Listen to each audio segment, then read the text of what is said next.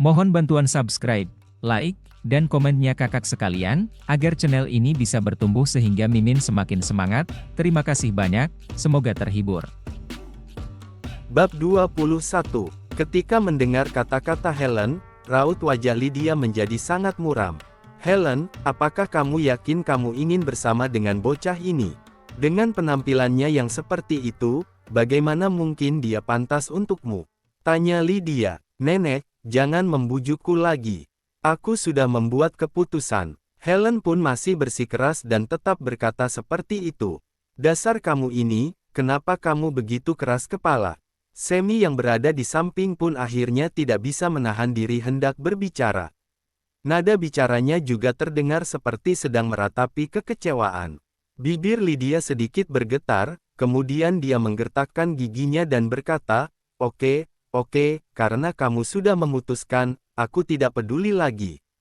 Kalau bocah ini adalah putra seorang pengusaha biasa, sekalipun dia bukan anak dari keluarga terhormat, aku masih bisa menerimanya dengan terpaksa. Tapi dia adalah orang yang seperti ini, aku benar-benar tidak bisa menerimanya. Terlebih lagi, dia adalah orang yang pernah dipenjara. Setelah selesai berbicara, Lydia berkata kepada Sandy, Pak Sandy, bagaimanapun, Helen adalah anggota keluarga Sentosa. Asalkan orang-orang kalian tidak menyakitinya, itu tidak masalah. Mengenai bocah ini, dia hanyalah orang luar. Kami tidak bisa mengurusi hidup matinya. Dia telah melukai putramu, jadi terserah kamu mau menanganinya seperti apa. Nenek, Helen menjadi sangat cemas setelah mendengar hal ini. Dia tidak menyangka, anggota keluarga Sentosa telah datang, tetapi tidak ada yang membela Ravindra. Dia awalnya berharap keluarganya bisa membantu untuk berbicara kepada keluarga Wilbert, agar dia dan Ravindra bisa pergi dengan aman. Namun, sikap keluarga Sentosa saat ini membuatnya sangat kecewa. Sementara itu kepala keluarga Sentosa, yaitu Larry, tersenyum ketika mendengar kata-kata Lydia. Dia seolah-olah sedang melihat sebuah lelucon. Dick Helen, banyak orang bilang bahwa wanita yang cantik biasanya kurang pandai. Mungkin kalimat itu cocok untuk mengatai dirimu. Putra Larry, yaitu Andreas, juga melipat tangannya di dada dengan, wajahnya menampakkan ekspresi mengejek. Helen memandangi Andreas dengan tatapan tajam, hatinya penuh amarah. Sejak dia diusir dari keluarga Sentosa, Andreas selalu ingin menjadi pewaris perusahaan keluarga Sentosa, dia bahkan telah mengambil alih perusahaan itu. Setelah mengambil alih perusahaan, Andreas juga dengan sengaja menghubungi beberapa rekan bisnisnya agar mencegah Helen bekerja di perusahaan mereka. Ini juga merupakan alasan kenapa setelah diusir dari keluarga Sentosa, Helen selalu gagal dalam wawancara kerja, hingga akhirnya dia hanya bisa menjadi pengantar makanan untuk mencari nafkah. Jika bukan karena Andreas yang menekannya, hidupnya mungkin akan jauh lebih baik. Melihat tindakan keluarga Sentosa yang begitu kejam, Ravindra pun hanya bisa menghela napas dalam hati. Selama bertahun-tahun, tampaknya Helen lebih menderita daripada yang dibayangkan Ravindra. Bahkan orang tua Helen sendiri tidak membela putrinya. Tidak ada satu pun yang berpihak padanya. Semua orang menyalahkannya. Ravindra berjalan ke hadapan Helen, lalu tersenyum padanya sambil berkata, tenang saja, akulah yang menyebabkan masalah di sini, seharusnya aku yang menyelesaikannya. Bagaimana mungkin aku mengandalkan dirimu yang merupakan seorang wanita? Di saat seperti ini masih bisa omong besar seperti itu. Kamu terlalu menganggap dirimu hebat, bukan? Macy, adik perempuan Helen, berkata dengan nada penuh. Andreas juga berkata, kalau kamu memang begitu hebat, kamu tidak akan dipenjara saat itu. Hari ini ada begitu banyak pengawal di sini, memangnya kamu bisa terbang? Ravindra menoleh ke arah Andreas dengan tatapan matanya yang tajam, lalu berkata, hanya keluarga Wilbert saja, aku bahkan tidak perlu menganggapnya serius. Hahaha, aku mau lihat sampai kapan kamu masih bisa terus keras kepala. Sandy merasa sangat senang, karena anggota keluarga Sentosa tidak meminta pengampunan untuk Ravindra, berarti selanjutnya tidak akan ada masalah. Sebelumnya, Sandy masih agak takut ketika keluarga Sentosa datang, tetapi sikap yang ditunjukkan anggota keluarga Sentosa sekarang membuatnya merasa sangat puas. Apa yang telah terjadi di sini? Bab 22. Kemudian, di luar dugaan, saat ini pemilik hotel datang bersama sekelompok satpam hotel. Orang-orang di sekitar pun menyingkir untuk memberi jalan. Ravindra memandang ke arah sana.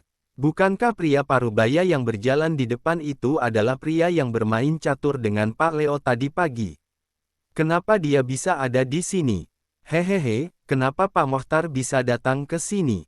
Sandi bertanya sambil tersenyum. Mohtar melirik Ravindra, lalu berkata, "Kudengar ada orang yang membuat keributan di hotelku, jadi aku datang membawa orang untuk melihatnya."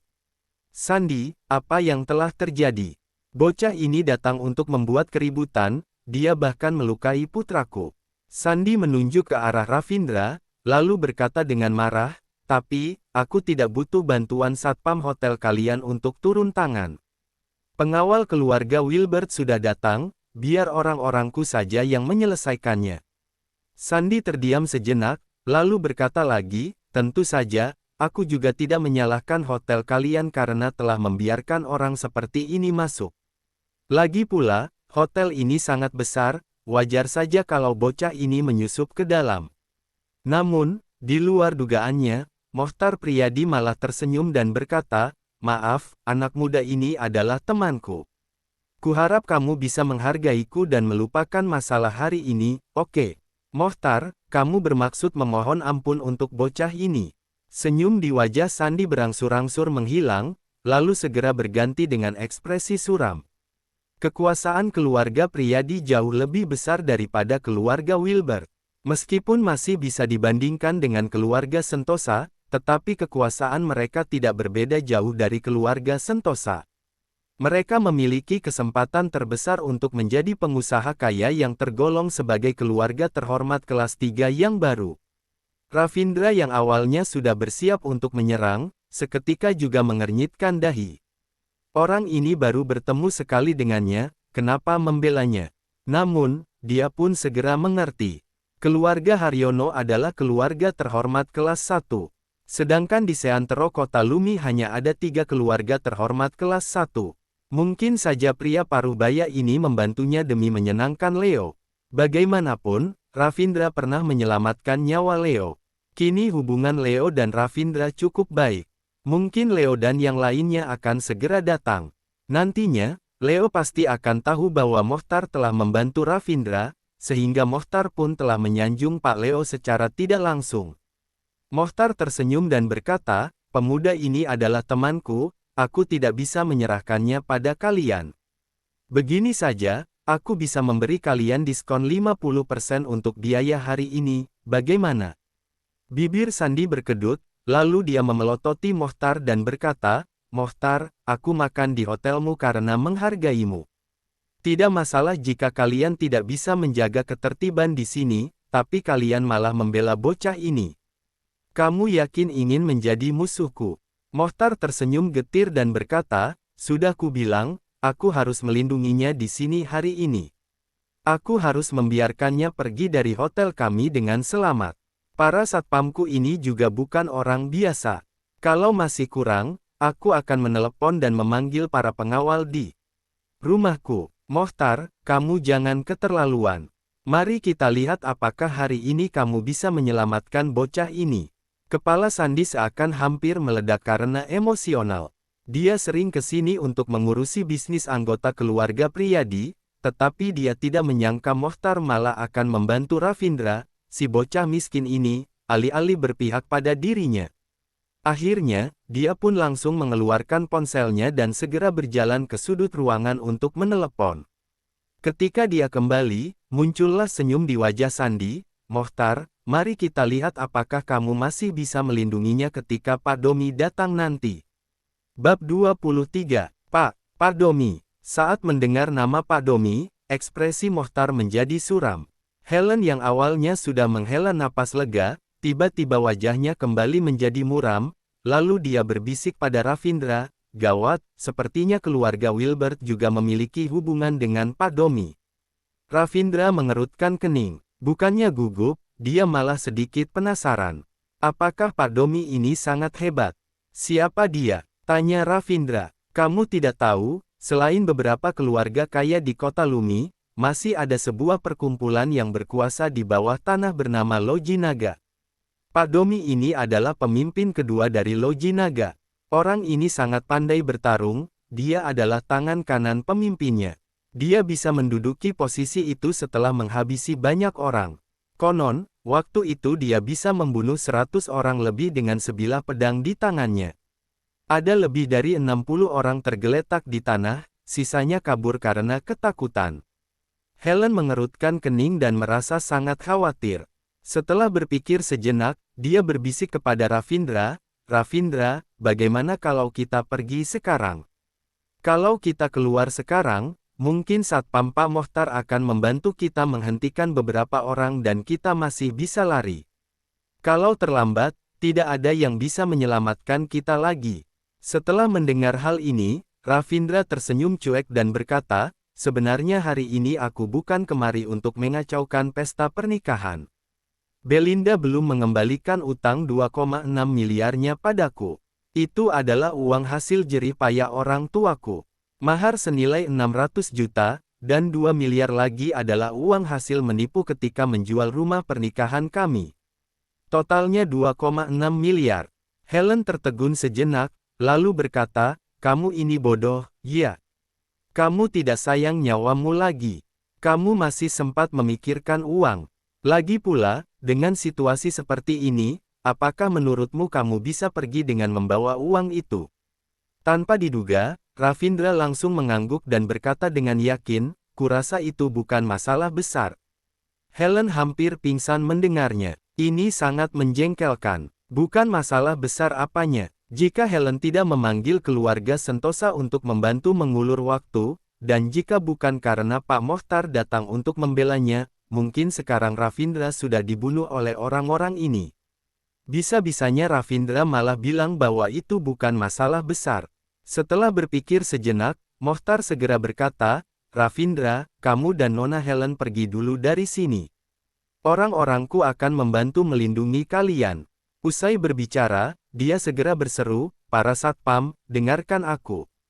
Kawal Ravindra dan Nona Helen untuk pergi dari sini." Begitu mendengarnya, para satpam pun satu persatu langsung berkerumun dan berdiri di depan Ravindra dan Helen. Bagaimanapun, Mohtar tidak berani ambil risiko. Dia juga tidak tahu kapan Leo dan yang lainnya akan tiba di hotel, jadi dia harus memikirkan cara untuk membebaskan Ravindra dan Helen terlebih dahulu. Orang-orang dari keluarga Sentosa melihat kejadian ini dengan ekspresi curiga. Mohtar adalah seorang pengusaha, dia tidak akan melakukan hal yang tidak menguntungkan. Namun, kenapa sekarang Mohtar terlihat seolah ingin bertarung habis-habisan dengan keluarga Wilbur? Apakah demi menyenangkan keluarga Sentosa? Namun, keluarga Sentosa ada di sini dan mereka tidak ikut campur. Mengapa Mohtar masih mau berbuat demikian? Apakah yang ingin dia sanjung itu bukan keluarga Sentosa, melainkan Ravindra? Namun, mau dilihat dari sisi manapun, Ravindra tidak terlihat seperti orang kaya dan berkuasa. Selain itu, semua orang tahu bahwa dia adalah orang yang memukul kepala Lukas hingga di penjara. Kalau dia kaya dan berkuasa, memangnya dia akan dijebloskan begitu saja ke penjara oleh keluarga Wilbur. Pada saat ini, orang-orang dari keluarga Sentosa tidak mampu menerka alasan Mohtar melakukan ini. "Sialan kamu, Mohtar, apakah hari ini kamu ingin melawanku? Kamu ingin menjadi musuhku?" Wajah Sandi menjadi berwarna merah karena marah. Saat dia melambaikan tangannya, para anak buahnya kembali mengelilingi dirinya. Sandi juga menggertakkan giginya dengan marah dan berkata, "Pak Mohtar, pikirkan baik-baik. Apakah kamu benar-benar pantas mengusik kami hanya demi Ravindra? Jika benar-benar bertarung, pedang tidak memiliki mata, orang-orang kami akan menebasmu nanti. Jangan salahkan kami." Bab 24. Sandi berkata lagi, "Jumlah satpammu ini tidak sampai setengah dari jumlah kami. Hehehe, Mohtar, apakah menurutmu kalian bisa mengalahkan kami?" Tap, tap, tap. Namun, pada saat ini, dapat terlihat melalui jendela bahwa seorang pria parubaya langsung memimpin sekelompok orang untuk mengepung hotel ini. Ada pula banyak orang yang langsung menyerbu masuk. Jika dijumlahkan, mungkin ada sekitar ratusan orang. Gawat, orang-orang dari Loji Naga sudah datang. Saat melihat situasi di luar, wajah Mohtar menjadi suram. Apa yang harus kita lakukan? Helen menjadi sangat cemas. Kemarilah kamu. Apakah kamu benar-benar ingin mampus bersama Ravindra? Dia hanya orang miskin yang tidak punya uang dan kekuasaan. Apakah kamu tidak peduli dengan putrimu? Felix mendekat, lalu menarik lengan Helen dan membawanya ke arah keluarga Sentosa berada. Semi juga ketakutan hingga wajahnya memucat. Dia buru-buru menarik lengan Helen yang satunya lagi, lalu mereka membawa Helen menjauh dari sisi Ravindra. Kak, pikirkanlah tentang Yuni. Kalau kamu mati bersama bocah ini, bagaimana dengan Yuni? Maisy juga buru-buru membujuknya. Tapi, dengan mata yang memerah, Helen berkata dengan cemas, tapi, aku tidak bisa membiarkan Yuni kehilangan ayahnya. Yuni bahkan bermimpi melihat ayahnya. Ayahnya akhirnya telah kembali, bagaimana aku menjelaskannya padanya kalau ayahnya telah meninggal? Felix segera berkata, Helen, mengapa kamu ini begitu bodoh? Pak Malvin masih mendambakan dirimu. Setelah kamu menikah dengan Pak Malvin, paling-paling kamu hanya perlu memberitahu Yuni bahwa Pak Malvin adalah ayahnya, bukankah itu sudah cukup? Lagi pula, Yuni juga belum pernah bertemu ayahnya, kan?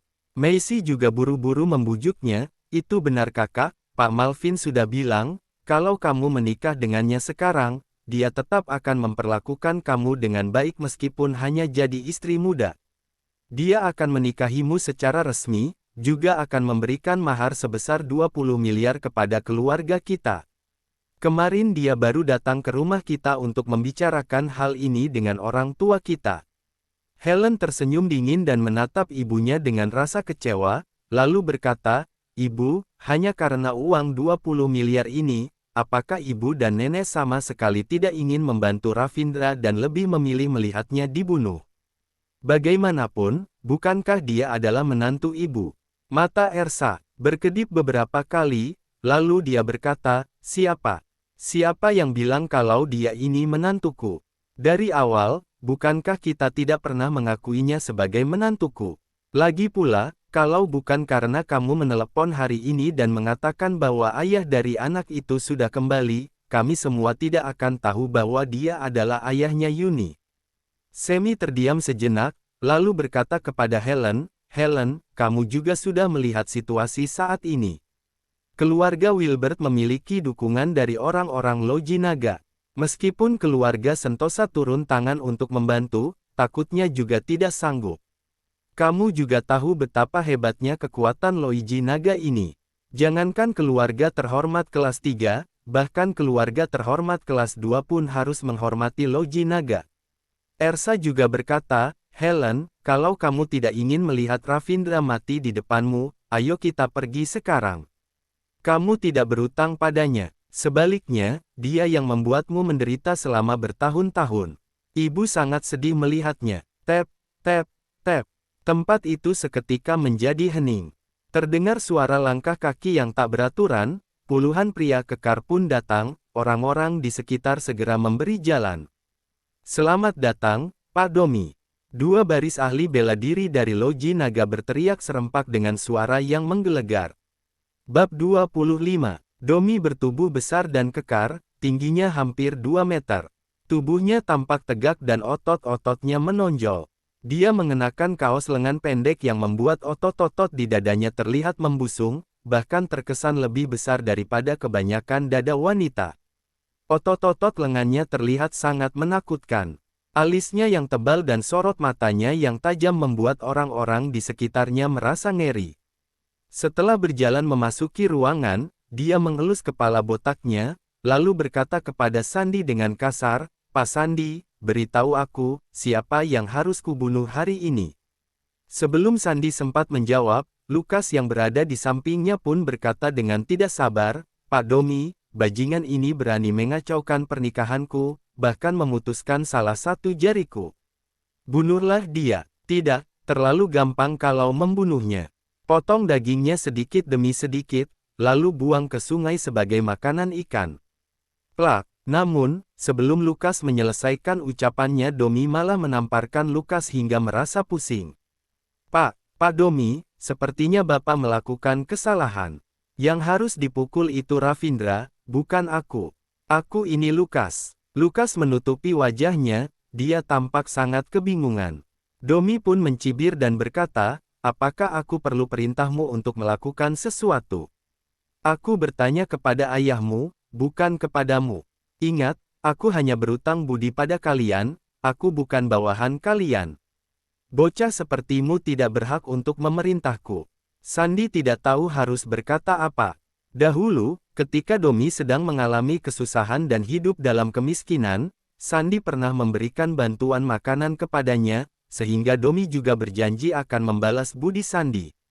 Kalau bukan sedang dalam keadaan yang benar-benar terpaksa karena keluarga Wilbur telah dipermalukan, Sandi pun tidak akan meminta bantuan pria itu. Sandi pun memelototi Lukas sambil berkata, bocah tengik, kamu tidak berhak berbicara di sini, enyahlah. Lukas pun merasa tak berdaya, tetapi dia tahu betapa kejamnya Domi. Oleh karena itu, dia pun menundukkan kepalanya dan tidak berani berbicara sembarangan lagi. Hehehe, Pak Domi, lihatlah bocah yang satu itu. Permintaanku tidak banyak, cukup hajar dia sampai cacat saja. Sandi terkekeh sambil menatap Domi dengan ekspresi menyanjung. Sebelumnya, Sandi memang sangat ingin membunuh Ravindra, tetapi Helen pasti akan marah jika Ravindra terbunuh.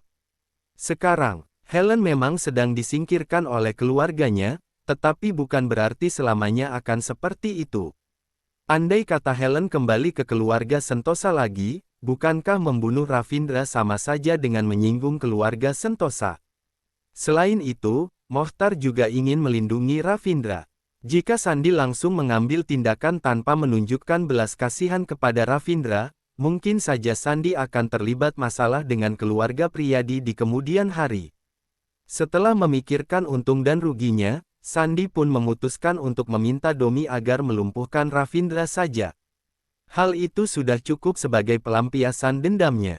Setelah melihat situasi yang terjadi, Domi pun mengerutkan keningnya, lalu menatap Lydia dan berkata, aneh, kenapa orang-orang dari keluarga Sentosa juga ada di sini? Tolong beritahu aku, apa yang sebenarnya terjadi. Lani segera melangkah maju dan menceritakan masalah yang terjadi sambil berusaha untuk menghasut, lihatlah, bukankah pria ini sangat menjijikkan? Putriku sudah bersamanya selama 3 tahun, tetapi dia masih ingin meminta keluarga kami untuk mengembalikan mahar kepadanya. Domi hanya tersenyum dingin, lalu berkata, aku tidak ingin ikut campur dalam urusan keluargamu tetapi aku sangat mengagumi keberanian bocah ini. Dia berani datang dan membuat onar di sini. Dia memang seorang pria yang bernyali. Sayangnya, kalau hanya memiliki nyali, tetapi tidak memiliki kemampuan, itu sama saja dengan bertindak gegabah. Setelah selesai berbicara, Domi melihat ke arah Ravindra dan berkata, bocah, menurutku, sebaiknya relakan saja uang 2,6 miliar yang ingin kamu tagih itu. Namun, kamu sudah memutuskan jari Pak Lukas, masalah ini bukanlah hal sepele. Begini saja, minta maaflah kepada mereka, lalu potong salah satu tanganmu. Dengan begitu, masalah ini akan selesai. Ravindra tersenyum tipis, lalu mendorong satpam hotel yang berjaga di depannya agar menyingkir. Setelah itu, dia berjalan maju selangkah demi selangkah. Dia meletakkan kedua tangannya di belakang punggungnya dan mencibir, lalu berkata, hehehe, minta maaf kepada mereka. Apakah mereka pantas untuk mendapatkan itu? Semua orang menarik napas dalam-dalam. Bocah ini benar-benar lancang. Domi jelas-jelas sudah berusaha untuk membantunya. Tidak disangka, ternyata bocah ini bahkan tidak menghargai Domi sama sekali. Bab 26. Domi pun mencibir, ekspresi wajahnya terlihat suram, seakan ingin membunuh orang. Hahaha, bocah, kamu memang benar-benar nekat, kamu tidak tahu siapa lawanmu ini. Kalau begitu, aku tidak akan sungkan lagi. Kamu bahkan berani tidak menghormati orang nomor 2 di Loji Naga. Ravindra mencibir dan berkata, jangankan orang nomor 2, andai kata orang nomor 1 datang pun, aku tidak akan pergi dari sini sebelum mengambil kembali uang 2,6 miliar milikku itu. Ravindra, kamu sudah gila. Cepat minta maaf kepada Pak Domi. Helen sangat cemas hingga hampir menangis. Bukankah kehilangan satu tangan itu lebih baik daripada kehilangan nyawa? Namun, bocah ini masih sama saja seperti sebelumnya, selalu bertindak bodoh. Kak, lihatlah. Bahkan saat ini pun bocah ini masih saja memikirkan soal uang. Sepertinya, dia benar-benar sudah gila karena miskin. Dia bahkan berani memprovokasi Pak Domi. Maisy yang berada di samping pun ikut mencibir. Kak, lebih baik kamu pulang saja dan pertimbangkanlah untuk menikah dengan Pak Malvin. Mahar sebesar 20 miliar bukanlah nilai yang kecil, Pak Malvin sangat murah hati. Helen merasa sangat kesal kepada Maisy. Jangan pernah mengungkit orang itu lagi di depanku. Seru Helen. Helen sangat marah begitu mendengar nama Malvin. 5 tahun yang lalu, keluarganya selalu memaksanya untuk menikah dengan Malvin, karena keluarga Hartanto tergolong sebagai keluarga terhormat kelas 2. Selain itu, keluarga Hartanto juga merupakan keluarga terhormat kelas 2 yang paling berpeluang untuk menjadi keluarga terhormat kelas 1 di kota tersebut. Perkembangan bisnis keluarga itu sangat bagus. Keluarga Sentosa ingin menikahkan Helen hanya demi mendapatkan kekuasaan. Sedangkan Helen selalu membangkang karena merasa sangat jijik dan benci kepada Malvin. Helen tidak ingin cintanya dijadikan sebuah ajang transaksi. Oleh karena itu, dia pun pergi minum-minum untuk memabukkan dirinya pada malam itu. Tidak disangka, setelah minum hingga mabuk dan mengobrol dengan Ravindra yang suasana hatinya juga sedang buruk, dia membuat sebuah keputusan yang berani, yaitu pergi ke hotel bersama Ravindra. Hanya saja, dia tidak menyangka bahwa dirinya akan langsung hamil. Selain itu, dia juga tidak menyangka bahwa pria yang merebut kali pertamanya itu langsung ditangkap keesokan harinya, bahkan pria itu dipenjara karena telah menyinggung keluarga Wilbert. Beberapa bulan kemudian, barulah dia mengetahui kalau Ravindra telah mendekam di balik jeruji besi. Namun, saat itu perutnya sudah membesar, dia pun telah memutuskan untuk melahirkan bayinya. Setelah itu, dia berusaha mencari tahu tentang alamat Ravindra. Setelah mengetahui bahwa orang tua Ravindra selalu ditindas setiap hari dan dipaksa untuk membayar utang, dia pun merasa tidak tega, sehingga dia pun diam-diam membantu kedua orang tua itu setiap bulan. Pada saat ini, Domi sudah sangat marah. Dia mengepalkan tangannya dan akan meninju wajah Ravindra. Domi terlihat seakan-akan memiliki kekuatan yang tidak terkalahkan. Tubuhnya menunduk sedikit, kemudian tampak gerakannya yang begitu lincah. Hebat sekali, habisi bocah itu dalam satu pukulan. Saat melihat Domi mulai menyerang, seketika Lukas merasa sangat gembira. Aduh, namun, dalam seketika, Ravindra juga langsung melancarkan serangan. Tinjunya tidak terlihat kuat, tetapi menimbulkan hembusan angin yang langsung menghantam lawannya. Cincin itu, petik 2. Saat melihat cincin yang ada di jari Ravindra, Domi langsung menarik napas dalam-dalam. Bukankah cincin itu adalah cincin yang pernah ditunjukkan oleh seorang pemimpinnya kepada mereka? Ternyata bocah ini memiliki cincin Dewa Naga. Setelah menyadari hal ini, Domi benar-benar menjadi ketakutan. Bu, terdengarlah sebuah suara pukulan yang keras. Ravindra tetap berdiri tegak di tempat, sementara Domi termundur beberapa langkah. Saat berusaha untuk berdiri tegak kembali, Domi merasakan darah mengalir di tenggorokannya. Setelah itu, darah segar pun menyembur dari mulutnya. Bab 27. Astaga, Pak Domi. Petik 2. Banyak anak buah Domi yang terkejut. Domi benar-benar kalah dari bocah itu. Meskipun Domi terkenal dengan jurus golok, tetapi bukan berarti tinjunya tadi itu bisa diterima oleh sembarang orang. Ternyata Ravindra malah berhasil mengatasi serangan itu. Pak Domi, ayo, kita serang dia bersama. Pak Domi, perlukah kami maju dan membunuh bocah itu bersama-sama? Satu persatu anak buah Domi mulai mengeluarkan golok mereka dan memelototi Ravindra dengan penuh amarah. Orang-orang ini bukanlah orang biasa. Domi mengerutkan keningnya sambil menatap cincin yang ada di tangan Ravindra.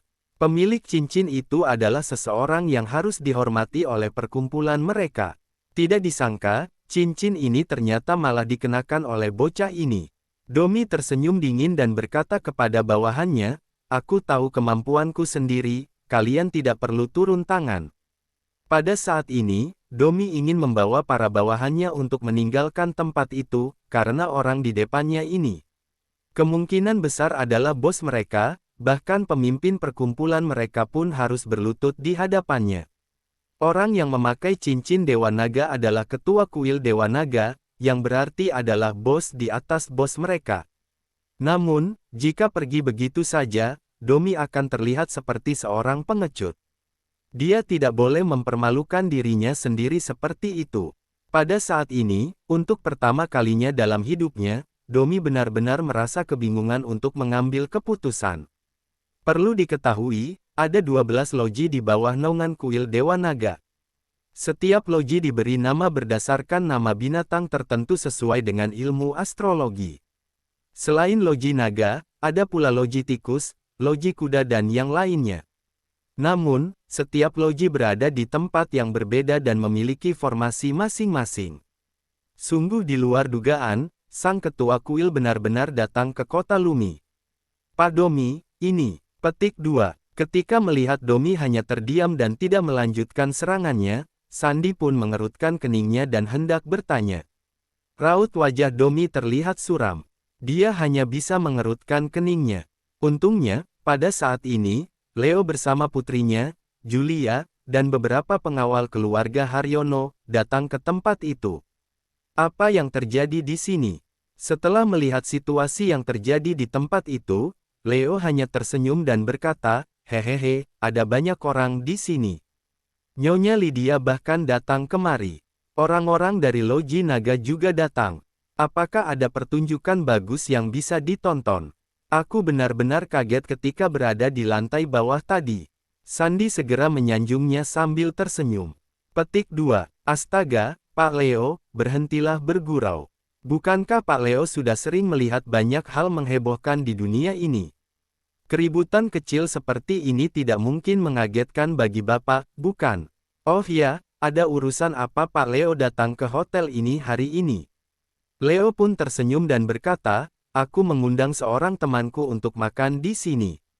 Di luar dugaanku, ketika sampai di lantai bawah, aku melihat orang-orang dari Loji Naga telah mengepung hotel ini, jadi aku ingin naik untuk melihat apa yang terjadi. Saat melihat kedatangan Leo, Mohtar merasa sangat senang, lalu dia segera melangkah maju dan memberi penjelasan kepada Leo.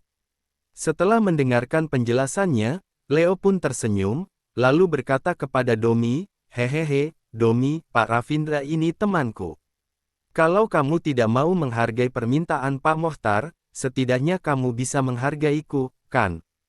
Domi makin merasa serba salah. Keluarga Haryono adalah salah satu keluarga paling terhormat di kota itu, mereka juga tidak berani menyinggung keluarga itu. Dia segera menundukkan badannya sambil berkata, "Karena dia adalah teman Pak Leo, maka masalah ini akan mudah diselesaikan." Setelah selesai berkata demikian, dia pun melambaikan tangannya sambil berseru, "Ayo, kita tinggalkan tempat ini." Dengan segera, Domi membawa pasukannya pergi dari tempat itu. "Pak Leo, ini. Sandi pun kebingungan karena tidak mengerti apa yang sedang terjadi. Leo hanya tersenyum dan berkata, "Apakah kamu masih belum paham juga? Ravindra adalah tamu yang kuundang makan." Setelah selesai mengatakan itu, Leo berjalan ke hadapan Ravindra sambil tersenyum dan berkata, "Pak Ravindra, kamu baik-baik saja, kan?" "Aku baik-baik saja. Terima kasih, Pak Leo." Bab 28. Ravindra berkata dengan nada datar seraya tersenyum tipis. "Mana mungkin bocah ini mengenal Pak Leo? Astaga, kami bahkan tidak memenuhi syarat untuk makan dengan Pak Leo, tapi bocah ini malah bisa makan dengan Pak Leo." Banyak pengusaha kaya yang benar-benar tercengang, bahkan mereka bertanya-tanya apakah mereka sedang bermimpi. Bagaimana dia bisa mengenal Pak Leo? Larry sang kepala keluarga Sentosa pun mengerutkan kening.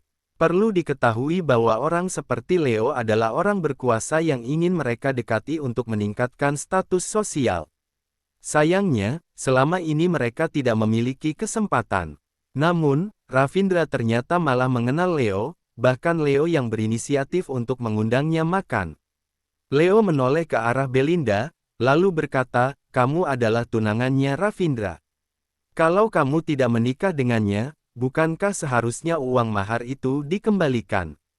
Selain itu, masih ada lagi uang senilai 2 miliar itu, bukankah ini agak keterlaluan? Akan kami kembalikan, kami akan segera mengembalikan uang itu kepada Ravindra." Sandi segera berkata seraya tersenyum. Dia tidak berani menyinggung orang seperti Leo. Orang-orang dari Loji Naga saja tidak berani menyinggung Leo, apalagi dirinya. Selain itu, Leo memanggil Ravindra dengan sebutan Pak Ravindra, sepertinya hubungan mereka cukup baik. Ravindra malah menyahut, "Hahaha, kalian tidak perlu mengembalikan uang itu. Pihak keluarga Wiyata yang sudah menerima uangku, jadi seharusnya mereka yang mengembalikannya." "Kamu," wajah Lani terlihat sangat marah. "Uang itu sudah diterima olehnya, sekarang dia disuruh untuk mengembalikannya lagi." Baginya, hal ini terasa lebih menyakitkan daripada dibunuh. Dengan rasa terkejut, Herman segera menarik Lani karena takut istrinya akan menyinggung Leo. Bagaimanapun, Leo sudah berkata seperti itu. Mereka mana mungkin berani membantah. Bukankah itu sama saja dengan mempermalukan diri di hadapan Leo? Herman tersenyum, lantas berkata kepada Ravindra, "Pak Ravindra, tolong berikan nomor rekeningmu. Aku akan meminta anak orang untuk mentransfer uang kepadamu." Tanpa diduga, Ravindra malah tersenyum dan berkata, "Maaf, aku lebih suka uang tunai. Sebelumnya, kalian juga sudah bilang kalau aku gila karena miskin dan sudah lama tidak melihat uang. Aku ingin langsung menerima uang sebanyak itu dalam bentuk tunai. Dengan begitu, aku bisa meletakkan uang itu di ranjang dan tidur bersama uang itu setiap hari. Ah, nikmatnya. Kamu." Petik 2. Herman menggertakkan giginya dengan penuh amarah. Bocah itu jelas-jelas sengaja mempersulit mereka. Dengan begitu, bukankah berarti mereka masih harus pergi ke bank? Julia yang berdiri di dekat mereka pun turut mentertawai perkataan Ravindra. Ketika kakeknya ingin memberinya 2 miliar rupiah sebagai ucapan terima kasih, Ravindra menolaknya mentah-mentah. Sekarang dia malah meminta uang tunai. Bukankah dia jelas-jelas sengaja ingin mempermalukan keluarga Wiyata? "Baik, uang tunai saja, kan? Kami akan ambil." Wajah Belinda terlihat sangat marah. Dia menatap Ravindra dengan sorot mata tajam, kemudian pergi bersama Herman. "Aku hanya memberi kalian waktu 1 jam.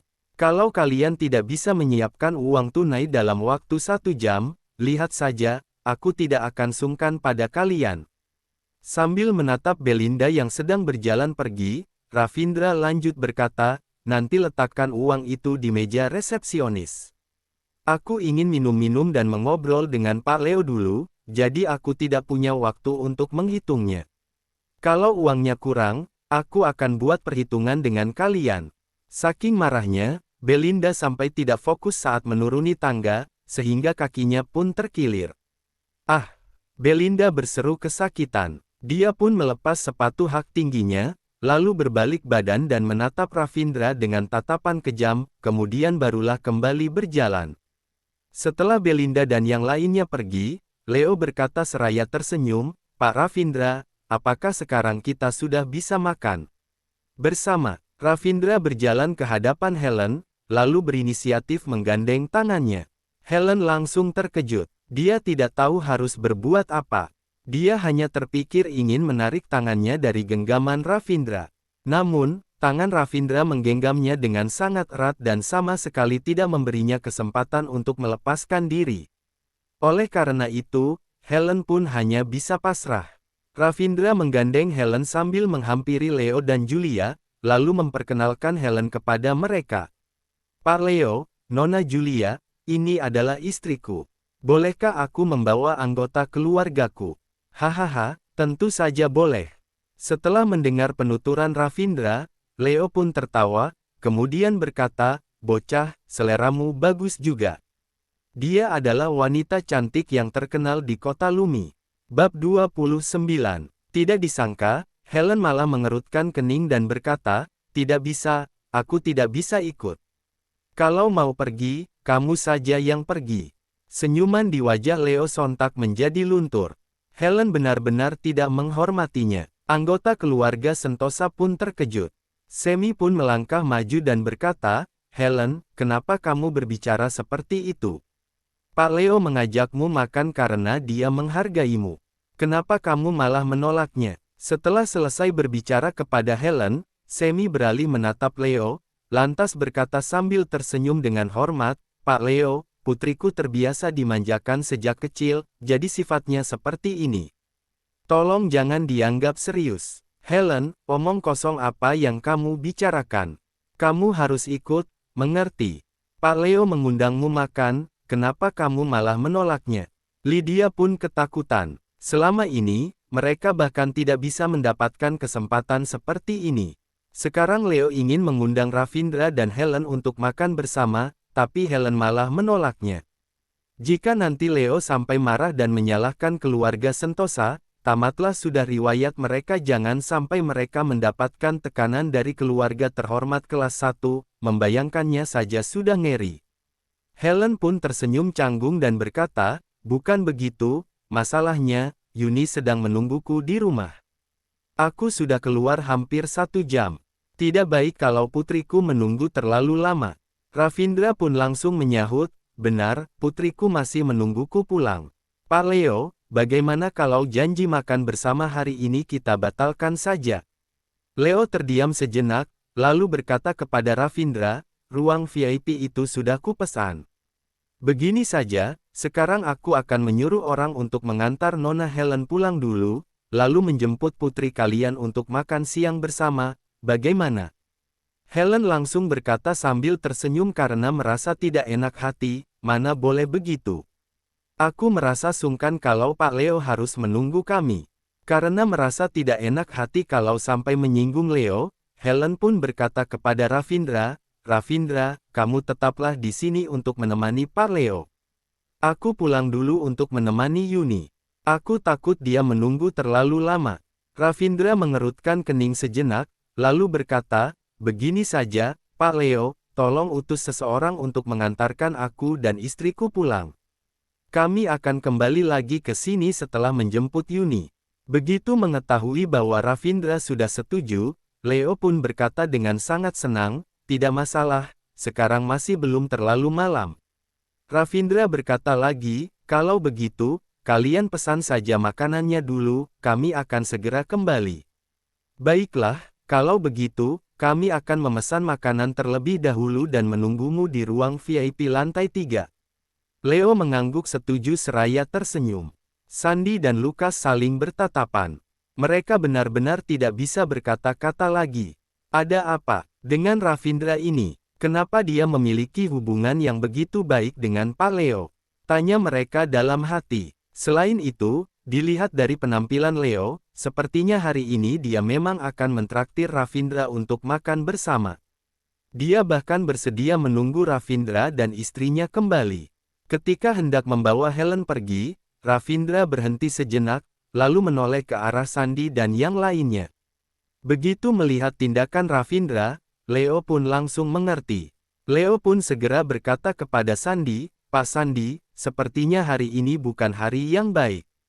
Sekarang momen yang baik pun sudah berlalu. Lebih baik batalkan saja acara pernikahan kalian hari ini. Jangan sampai nanti kami kehilangan selera makan karena mendengar keributan di lantai bawah. Kalau sampai itu terjadi, bagaimana mungkin Pak Ravindra masih berselera untuk minum-minum dengarku?" Dibatalkan." Raut wajah Sandy berubah menjadi masam. Sudah mempersiapkan semuanya dengan baik, tetapi sekarang malah harus dibatalkan. Betapa malunya dia. Saat keluar dari sini, dia pasti hanya bisa tertunduk. "Ada apa? Apakah aku harus mengatakannya sekali lagi?" Raut wajah Leo berubah menjadi suram. Dia pun beralih menatap Mohtar dan berkata, "Pak Mohtar, suruh para satpam untuk membersihkan tempat ini." Aku akan menyuruh mereka semua pergi dari sini dalam 5 menit. Tidak masalah. Mohtar mengangguk seraya tersenyum tipis. Kami tahu diri, kami akan pergi sendiri. Sandi menggertakkan giginya dengan marah. Namun, dia tidak berdaya. Bab 30.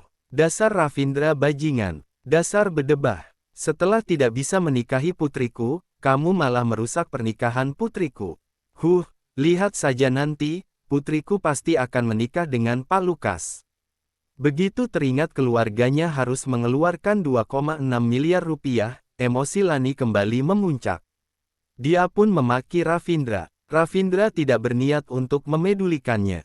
Dia pun beralih menatap Mohtar, lalu berkata seraya tersenyum, Pak Mohtar, terima kasih atas bantuanmu hari ini. Aku berutang budi kepadamu. Kalau kelak membutuhkan bantuanku, kamu bisa meminta bantuanku, aku harus membayar utang budiku padamu. Begitu mendengar perkataan Ravindra, diam-diam Mohtar merasa senang. Sebenarnya dia tahu betul bahwa Leo pasti akan datang untuk membantu Ravindra. Oleh karena itu, dia pun berani melawan Domi dan Sandi tanpa rasa takut. Jika tidak yakin bahwa Leo pasti akan datang untuk membantu Ravindra, Mohtar belum tentu akan begitu nekat diri hari ini. Sekarang Ravindra berutang budi kepada Mohtar dan mengatakan bahwa dirinya akan membalas kebaikan Mohtar. Tentu saja ini adalah hal yang sangat baik. Mohtar percaya bahwa orang yang dihargai oleh Leo pasti bukan orang biasa. Jangan terlalu sungkan, anak muda. Namaku Mohtar Priyadi. Kamu boleh langsung memanggilku dengan namaku saja. Mohtar berkata seraya tersenyum. Ravindra berkata seraya membalas senyumannya, tidak apa-apa, aku merasa lebih nyaman memanggilmu dengan sebutan Pak Mohtar. Setelah selesai berbicara, Ravindra melirik Helen yang berada di sampingnya, lalu tersenyum sambil berkata, sayang, ayo kita pulang untuk menjemput putri kita.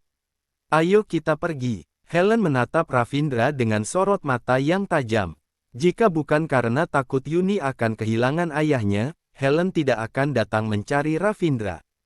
Ketika sampai di luar hotel, sebuah mobil Rolls-Royce sudah tiba di hadapan mereka berdua.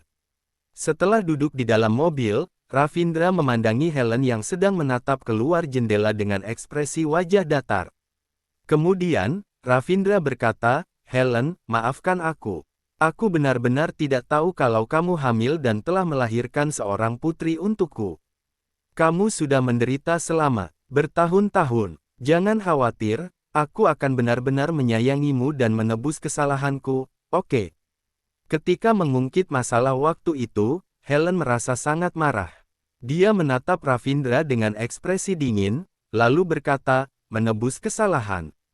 Memangnya kamu bisa menebusnya? Apakah kamu tahu berapa banyak hinaan yang aku terima selama bertahun-tahun ini? Di mana kamu saat aku ditindas? Apakah kamu tahu apa yang paling aku benci dari dirimu? Yang paling aku benci dari dirimu adalah kamu sudah tahu bahwa keesokan harinya kamu mungkin akan ditangkap dan dipenjara, tapi malam itu kamu masih saja. Pada akhirnya, Helen tidak bisa melanjutkan perkataannya. Di dalam dirinya, sudah timbul keinginan untuk mencekik Ravindra sampai mati. Ravindra tersenyum getir, lantas menimpali, malam itu, aku memang mabuk. Aku merasa sangat putus asa dan ketakutan. Selain itu, aku tidak tahu bahwa itu adalah pertama kalinya kamu melakukan hal itu. Aku juga tidak pernah berpikir bahwa kamu akan hamil, apalagi melahirkan anak.